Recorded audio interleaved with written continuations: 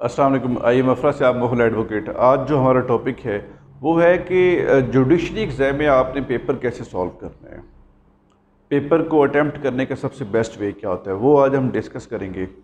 सबसे पहले इसके लिए मैं तो आपको आज टिप्स ही दूंगा इस हवाले से कि आपने जो है वो पेपर कैसे तैयार करना है, पेपर आपने कैसे लिखना है। सबसे पहले आपने ये चीज़ नोट करनी है, जब भी आप पेपर दे रहे हों आपने पहला काम जो है वो ये करना होता है कि आपने क्वेश्चन पेपर जो है इसको रीड करना है। एटलीस्ट 2 दफ़ा रीड करें। 2 दफ़ा रीड करने के बाद इसके बाद आपने फिर जो तीसरी दफ़ा पढ़ना होता है या आप सेकंड टाइम पढ़ रहे होते हैं तो आपने ये चूज़ करना होता है कि आपके पास अगर 10 सवालात हैं, इनमें से 5 करने हैं तो उन 5 को आपने देखना है,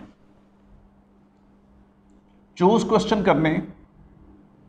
उसके बाद नेक्स्ट ही हमारे पास ये है कि कौन से ऐसे सवालात हैं जो आपने तैयार करने। देखें, अगर आपको प्रेपोजिशंस आती हैं तो उसको बेहतर है कि वो आप कर लें, क्योंकि प्रेपोजिशन में या तो आपके नंबर 20 होते हैं या नंबर आपका 0 होता है।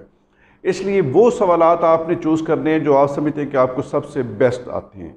तीसरी चीज़, आपने जो पेपर के अंदर है वो कटिंग नहीं करनी होती। 4 नंबर पर जुडिशरी एग्ज़ाम में ये नहीं कि आप बेरेक्ट पढ़ रहे हैं और बेरेक्ट पढ़ने के बाद आपने पूरा बेरेक्ट ही लिख दिया है, बल्कि याद रखिएगा आपने जो है हेडिंग्स का इस्तेमाल ज़रूर करना है। उसके बाद एक और चीज़ जो पेपर में हम देखते हैं वो ये है कि मार्कर का इस्तेमाल जो है आमतौर पर स्टूडेंट नहीं करते। एक ही अगर पेन है उनके पास तो सारे का सारा पेपर उसी से कर आते हैं।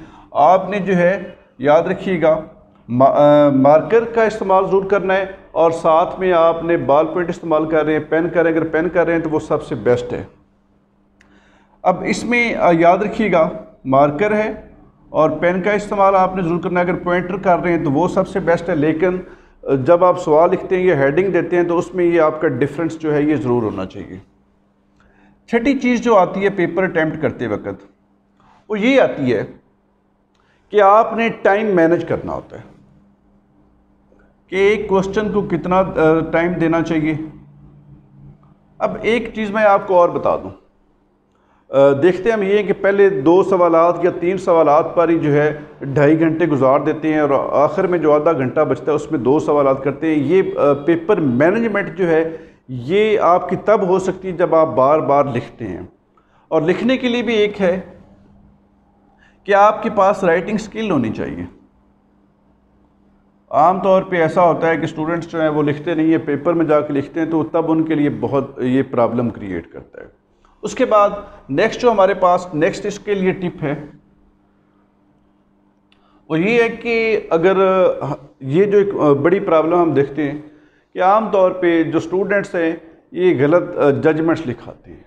ऐसा नहीं होना चाहिए। जो जजमेंट्स रेलेवेंट हैं, जो आपको पता है, या ऐसे सब्जेक्ट्स हैं जिन पे कुछ जनरल जजमेंट्स होती हैं जो आप उस लॉ के अंदर आती है तो उसको वहाँ पे पुट कर सकते हैं।